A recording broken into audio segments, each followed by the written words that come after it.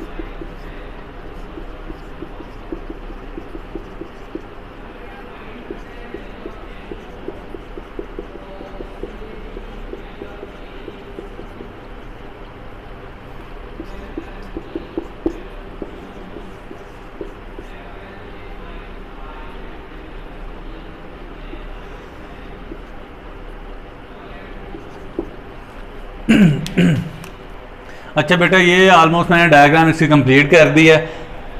आप ज़रा ध्यान से देखिएगा। सबसे पहले हम कहते हैं कि रस्टिंग और क्रोजन के अंदर क्या डिफरेंस होता है। क्रोजन की आपने डेफिनेशन पढ़ ली।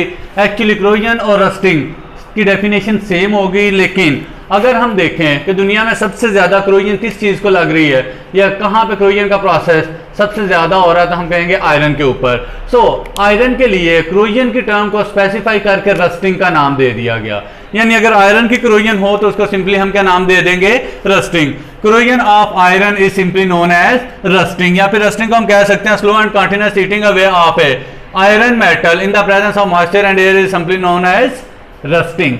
अब कहता है कि यहां पे प्रोसेस स्टार्ट कैसे होता है। सबसे पहले कभी भी किसी मेटल को जब क्रोजन या रस्टिंग का प्रोसेस कंटिन्यूस होता है या स्टार्ट होने की कोशिश करता है तो वहां पे डेंट वगैरह पड़ना स्टार्ट हो जाते हैं, यानी वो मेटल किसी चीज के साथ टकराती है, वहां पे कोई डेंट पड़ जाता है या स्टेन उसके ऊपर धब्बा सा बन जाएगा, स्क्रैच सा बन जाएगा।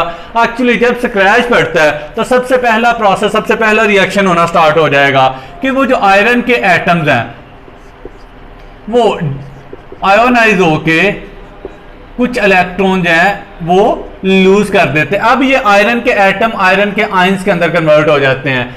ये आयंस यहाँ पे इसकी लेयर के ऊपर मौजूद है, लेट्स सपोज यहाँ पे डेंट पड़ा तो यहाँ पे आयरन कैन प्रोड्यूस हो गए, और यहाँ से जो इलेक्ट्रॉन्स निकलते हैं वो इलेक्ट्रॉन्स इसके सरफेस के साथ साथ मूव करना शुरू कर देते हैं। जहाँ पे उनको ऑक्सीजन की कॉन्सेंट्रेशन एयर के अंदर काफ़ी हद तक मिलती है, ये वहाँ पे अपना रिएक्शन, अपना प्रोसेस स्टार्ट कर देते हैं। एक्चुअली होता क्या, ये इलेक्ट्रॉन्स ऑक्सीजन को हाइड्रोजन आयन की मौजूदगी में रिड्यूस करना स्टार्ट कर देते हैं। जैसे ही ये इसको रिड्यूस करेंगे, मेरे पास यहाँ पे 2 वाटर मॉलिक्यूल प्रोड्यूस होना स्टार्ट हो जाएंगे। अब एक आयरन का एटम सिंपली मेरे पास इसके आयोनाइज होने से 4 इलेक्ट्रॉन जो प्रोड्यूस हुए थे उसकी वजह से 2 वाटर मॉलिक्यूल प्रोड्यूस होना स्टार्ट हो जाएंगे। अब यहाँ पे आपको पता है कोई मेटल है, उसके सराउंडिंग में एवरी टाइम ऑक्सीजन और वाटर वेपर टकरा रहे होते हैं। हम कहें कि लेट्स सपोज मैं यहाँ पे खड़ा हूँ तो एवरी टाइम ऑक्सीजन के एटम्स और वाटर वेपर, जो हमें दोनों चीजें नजर नहीं आती, मेरी बॉडी के साथ कांटेक्ट में होंगी। इसीलिए इसको आप नज़ारा यहाँ से कर सकते हो कि अगर आप ठंडा पानी लेके कहीं पे भी रखते हो ग्लास के अंदर, तो उसकी बाहर वाले लेयर पे आप देखते हो वो ड्रॉप से बनना स्टार्ट हो जाते हैं। एक्चुअली पानी तो अंदर था लेकिन बाहर ड्रॉप क्यों बने, क्योंकि जैसे ही आपने ग्लास को अपने सराउंडिंग एटमॉस्फेयर के अंदर रखा, उसमें मौजूद वाटर वेपर उसके साथ जब टकराएंगे तो उस ग्लास का टेम्परेचर ठंडे पानी या आइस की वजह से बहुत कम होता है। जो वाटर वेपर उसके साथ आके अटैच होते हैं, टकराते हैं, वो कंडेंस होकर वहां पे जमना स्टार्ट कर देते हैं, इसलिए आपको लिक्विड नजर आना स्टार्ट हो जाता है। सेम ऐसे ही आयरन और ऑक्सीजन के एग्जांपल आप ऐसे ले सकते हो कि आप मूव करते हुए कहीं पे भी सांस लो तो आपको ऑक्सीजन कंटिन्यूसली प्रोवाइड हो रही होती है, मिल रही होती है। सो सेम ऐसे ही ये जो मेटल की सरफेस है उसके ऊपर वाटर और ऑक्सीजन हर टाइम मौजूद होते हैं। सो ऑक्सीजन और जो 4 हाइड्रोजन आयन है ये और 4 इलेक्ट्रॉन मिलकर 2 वाटर मॉलिक्यूल प्रोड्यूस होंगे। अब आप कहेंगे ये 4H प्लस कहां से आ गए? ये जो 4H प्लस है ये बेसिकली कार्बोनिक एसिड से प्रोड्यूस होता है। कार्बोनिक एसिड क्या चीज होती है कि कार्बोनिक एसिड वाटर वेपर जो हर वक्त एयर में मौजूद है और कार्बन डाइऑक्साइड, इन दोनों के मिलने से वजूद में आता है। ये होता है H2CO3। जब ये आयोनाइज होगा, लेट्स सपोज इसके 2 मॉलिक्यूल है तो 4H plus plus 2CO3 minus 2, ये चीज प्रोड्यूस होना स्टार्ट हो जाएगी। अब कहते हैं यहां से 4H प्लस आपके पास आ गए। इससे अगला प्रोसेस ये होता है कि अगर हम इसको देखें कि 2 आयरन के एटम, ऑक्सीजन और 4H प्लस, ये चीजें मिलके अब ये आयरन अपने इलेक्ट्रॉन इसको दे देगा। इसको इलेक्ट्रॉन देने के बाद ये 2Fe+2 की शक्ल में आ जाएगा। एक्चुअली हम इन दोनों रिएक्शंस को, इन दोनों प्रोसेस को कंबाइन कर रहे हैं, वो भी आपको समझाता हूं किस तरह।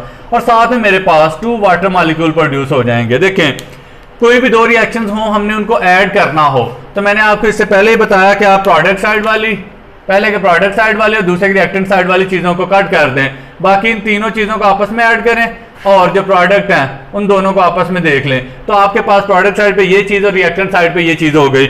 इतना रिएक्शन कंप्लीट हो गया, अभी तक रस्टिंग प्रोड्यूस नहीं हुई।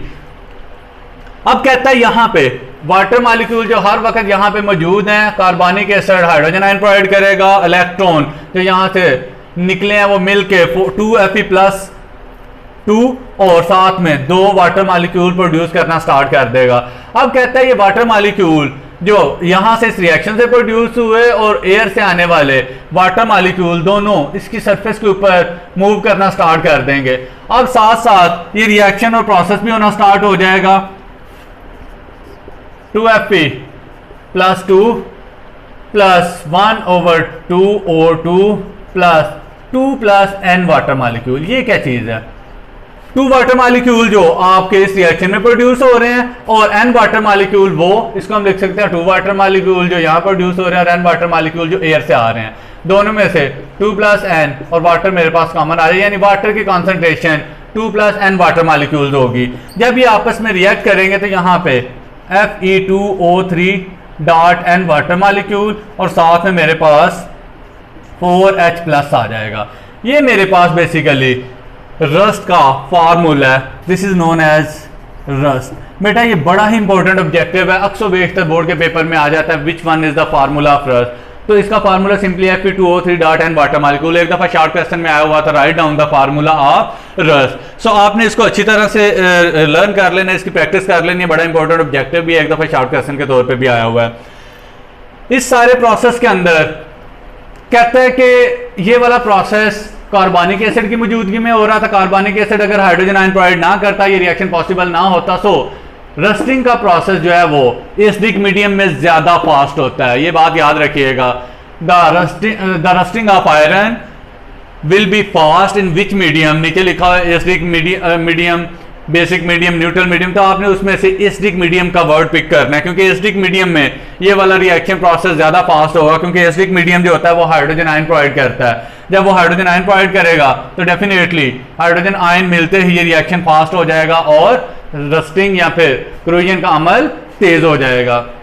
बेटा इसके अंदर यही चीजें थी थ्योरेटिकल। फिर एक दफा इसको 2 मिनट के अंदर मैं रिवाइज कर देता हूं, क्योंकि टॉपिक इंपॉर्टेंट है और थोड़ा सा लेंथी भी है। सबसे पहले हम क्रोजन को देखते हैं, slow and continuous heating away of a metal in the presence of moisture and air. अब हम बात करते हैं रस्टिंग ऑफ आयरन की। तो आयरन के लिए एक्चुअली क्रोजन ऑफ आयरन को ही हम रस्टिंग ऑफ आयरन का नाम देते हैं, क्योंकि सबसे ज्यादा दुनिया में आयरन की रस्टिंग होती है। आयरन की रस्टिंग का एक्सपेरिमेंट आसान है, आमतौर पर प्रैक्टिस में होता है, सो इसके लिए हमने एक स्पेसिफिक नाम दे दिया, रस्टिंग ऑफ आयरन। अब कहता है रस्टिंग ऑफ आयरन स्टार्ट होती है जब किसी आयरन की शीट के ऊपर कोई डेंट वगैरह स्टेन वगैरह पड़ जाए। जैसे डेंट या स्टेन पड़ेगा तो वो आयरन के एटम इलेक्ट्रॉन लूज करने के बाद आयरन के आयंस के अंदर कन्वर्ट हो जाएंगे। इसको हम फेरस आयन का नाम देते हैं, क्योंकि आयरन की वैलेंसी +2 और +3 होती है। +2 वाले को हम फेरस कहते हैं, +3 वाले को हम फेरिक आयन कहेंगे। अच्छा, उसके बाद ये वाली चीज इलेक्ट्रॉन प्रोड्यूस करेगी। इलेक्ट्रॉन इसकी सरफेस के साथ साथ मूव करना स्टार्ट कर देंगे। ऑक्सीजन हर पॉइंट के ऊपर ऑलमोस्ट अवेलेबल होगी, लेकिन जहां पे ऑक्सीजन कंसंट्रेशन ज्यादा होगी वहां पे ऑक्सीजन और ये 4 इलेक्ट्रॉन जो यहाँ प्रोड्यूस हुए थे और एयर से हाइड्रोजन आयन प्रोड्यूस हुए थे कार्बनिक एसिड से। कार्बनिक एसिड कैसे बना? एयर के अंदर मौजूद वाटर कार्बन डाइऑक्साइड रिएक्ट करेंगे, कार्बनिक एसिड प्रोड्यूस होगा, कार्बनिक एसिड हाइड्रोजन आयन प्रोवाइड करेंगे और 2 वाटर मॉलिक्यूल बनने का चांस प्रोड्यूस होगा। अब इन दोनों रिएक्शंस को अगर हम ऐड करें तो ये वाला प्रोसेस होगा कि आयरन, ऑक्सीजन और 4H+ आपस में मिलेंगे। ये आयरन इसको अपने इलेक्ट्रॉन डोनेट कर देगा, खुद आयनिक फॉर्म में आ जाएगा, इसको वाटर में कन्वर्ट कर देगा। वाटर अब जो इसके ऊपर लेयर बना के मूव करना शुरू करेगा और एयर से आने वाला वाटर दोनों ही इस फॉर्म में यहाँ पे मौजूद होंगे। ऑक्सीजन भी है, आयरन के आयन भी हैं, ये आपस में रिएक्ट करके रस्टिंग प्रोड्यूस करेंगे और साथ में हाइड्रोजन आयन प्रोड्यूस होंगे। ये जो हाइड्रोजन आयन है ये मजीद रस्टिंग की वजह बनेंगे, क्योंकि H+ आयन आ गए, डेंट की वजह से आयरन आयन प्रोड्यूस होंगे और ऑक्सीजन हर वक्त एयर के अंदर अवेलेबल है। ये मिलके फिर से दोबारा रिएक्शन को प्रोड्यूस करेंगे और रस्टिंग वाला प्रोसेस अपनी डेफिनेशन के अकॉर्डिंग कॉन्टिन्यूस प्रोसेस कहलाएगा, जो मुसलसल होता रहता है। ये होता भी स्लो है, ऐसा नहीं होता कि आज आयरन को जंग लगना स्टार्ट हुआ जी शाम तक दरवाजा सारा खत्म हो गया। नो, मे भी साल लग जाए, 2 साल लग जाए, 3 साल लग जाए, 4 साल, लेकिन कॉन्टिन्यूसली ये प्रोसेस होता रहता है और स्लो है, थोड़ा सा टाइम कंज्यूमिंग है। हाँ, एयर और मॉइस्चर यानी ऑक्सीजन और वाटर की मौजूदगी में इसकी स्पीड थोड़ी सी ज्यादा हो जाती है, जैसे बरसात के मौसम में मैंने पहले एग्जांपल दी। इजी सा टॉपिक था बेटा, इसको आपने कर लेना है, बड़ा ही इंपॉर्टेंट है। लॉन्ग क्वेश्चन के तौर पे अक्सर बेशतर का 10 पेपर आप उठा के देखें, 7, 8, 9 के अंदर ये वाला क्वेश्चन फर्स्ट टाइम या सेकंड टाइम में रिपीट हुआ होगा। थैंक यू, अल्लाह हाफिज़।